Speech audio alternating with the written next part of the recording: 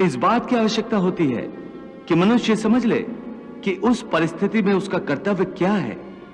भावना तो कई बार कर्तव्य के रास्ते में आ जाती है, मनुष्य को कमजोर कर देती है।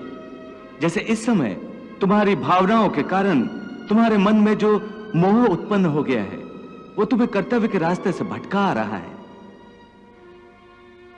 इसलिए शास्त्र कहता है कि कर्तव्य भावना से ऊंचा है।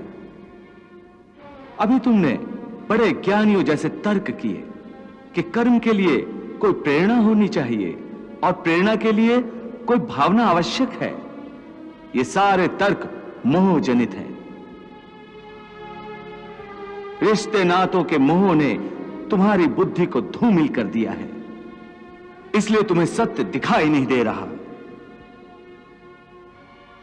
इसलिए इस समय तुम्हें धर्म स्पष्ट दिखाई नहीं देता। धर्म क्या है? धर्म की व्याख्या क्या है?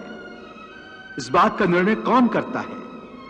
हे मधुसूदन, वो कौन है जो धर्म का विधान बनाते हैं? हे अर्जुन, हर प्राणी अपने धर्म का विधान स्वयं बनाता है। मैं समझा नहीं केशव।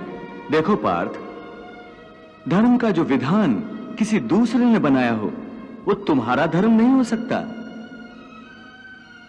तुम्हारा धर्म वही है जिसे तुमने स्वयं बनाया हो, जिसे तुम्हारी आत्मा ने स्वीकार किया हो। धर्म व्यक्तिगत चीज है जिसका फैसला व्यक्ति को स्वयं करना पड़ता है। मैं अब भी नहीं समझा केशव। देखो पार्थ, मैं एक उदाहरण देकर समझाता हूं। किसी के गांव पर डाकू हमला करके गांव की लड़कियों का अपहरण कर रहे हैं। उसी समय किसी का पिता मृत्युशैया पर पड़ा जीवन की अंतिम सांस ले रहा है और पुत्र से बार बार पानी का एक एक घूंट मांग रहा है। उस समय उस व्यक्ति का क्या धर्म है?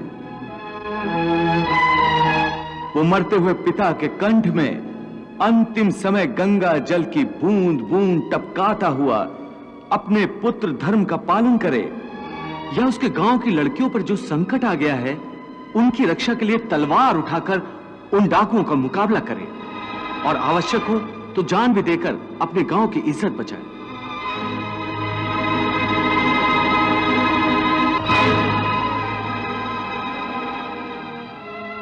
इसका निर्णय कोई दूसरा कैसे कर सकता है?